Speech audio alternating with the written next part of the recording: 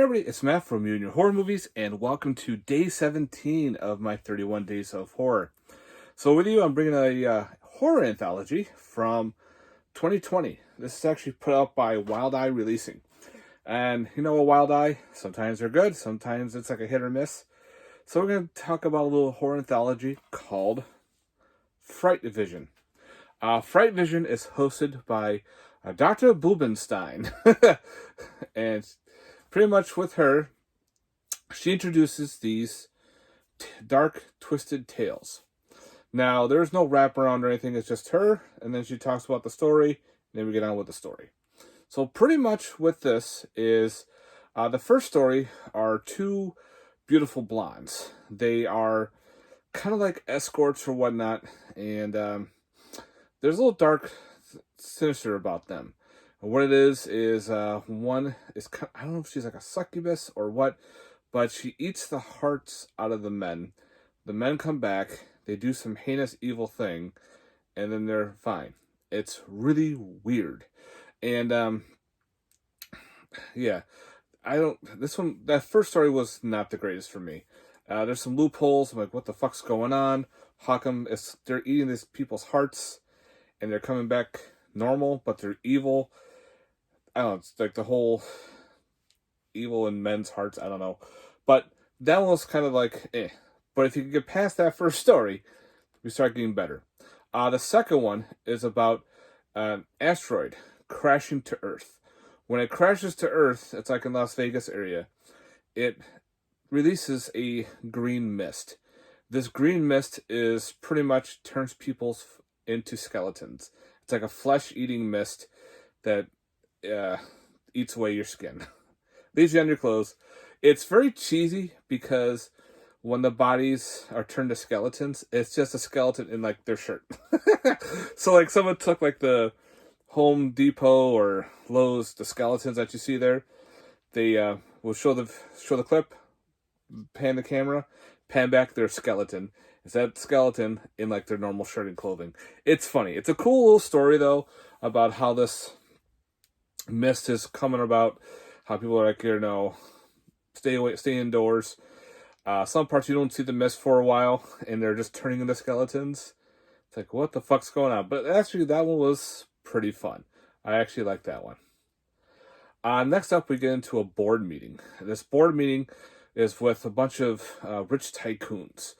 These tycoons are like oil business, tearing down the jungle forest and whatnot. And this woman pretty much is leading the meeting, telling me, what you're all doing wrong, what's happening, because my father went and did research in the jungle and you guys are destroying it, you guys are doing this. And somehow she releases an Aztec god, but we don't see the god. And people, it's short, but it's kind of interesting how that story plays off. It all takes place in the boardroom. And you see how evil these rich tycoons there are, and how she's trying to, push her lineage and how everything's happening, what's going on here. So you got that little story. Now, if I remember correctly, because I've seen so many anthologies, let's see, I know that's the Xmas 2 one, but I think, yes, the Talking Corpses.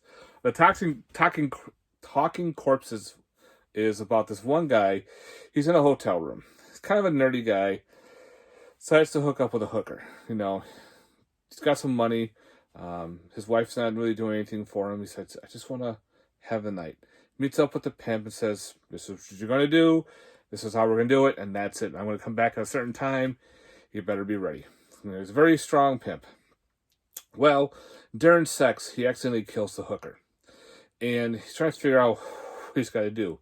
So while the hooker's just laying there, she's telling him, she's like actually talking to him. And it's like all in his mind. It's like, this is what you need to, what are you going to do? You're pretty much fucked right now because my pimp's coming back. And he makes some really bad choices. It's actually pretty funny. It's a pretty cool story too. And I like that one a lot. I thought it had some good nudity with the woman's boobs, and I like the story. The story was pretty fun. And last is Xmas 2. Now, if you've seen the first movie, Xmas, you understand the sequel. But if you've never seen the first movie, Xmas, it pretty much goes right into, after that movie ends, into this. So it's kind of like, oh, okay, it kind of ruins the whole movie for Xmas 1. But what Xmas 2 is, after Xmas 1 happens, during these murders at a storage facility, and someone's dressing up as Santa Claus and going around killing these partiers. Well, one of the girls survives, and she's like trying to go through her life, and she decides to go back to dating. She meets another guy, and come to find out this guy is tied with the murderer from the first Xmas movie. So he brings her back to the storage facilities, and this storage facility is like a maze. There's so many different storage units there, and now she's trying to survive and run around and figure out, oh shit, what the fuck do I gotta do to get out of this again? So yeah, that's it.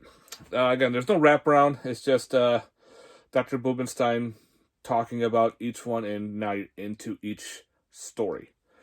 Okay, so if you like anthologies, excuse me, I liked it. I thought it was cool. Yeah, there's a couple stories that are kind of, just like just the first one. The rest are all low budget, very cheesy stories, but I like those. Sometimes you just turn your brain off, have a good time, because you know the story is there, the heart is there. Yeah, you're not going to have all this large budget special effects and everything. It's just a fun little story you're going to sit and watch and have a good time. That's what you have with this. Like I said, the first story wasn't the greatest, but as soon as you start getting through the rest of the stories, they're really good. Again, I definitely recommend watching Xmas 1 first, and then watching the anthology, because you get the second one right in there. And it kind of ruins that movie, because they talk about what happened from the first movie and how it all plays off. So it's like, oh, okay. Was there really an Xmas 1? Yes, there was. So I recommend watching Xmas 1 first, then get into this, because they'll understand the last story more than you just going in blind, pretty much. But yeah, so you have some special features. Xmas 2 behind the scenes. Chapman's storage TV commercial. That's for the storage facility. Original trailer, scene selection, and other trailers. So again, it's from Wild Eye. Usually they have a lot of Wild Eye trailers from different films. So yeah, I definitely recommend checking out Frightvision from Wild Eye from 2020. All right, for a rating. So I had fun with this. I'll probably give this one a 6.5 out of 10. A lot of good stories. A lot of heart was put into this. Yeah, that's fun. It's cheesy, good time. Again, I definitely recommend checking out Frightvision from 2020 from Wild Eye. All right, guys, thanks very much for watching. I hope you enjoyed this review. Let me know in the comments down below. Later, guys. Peace.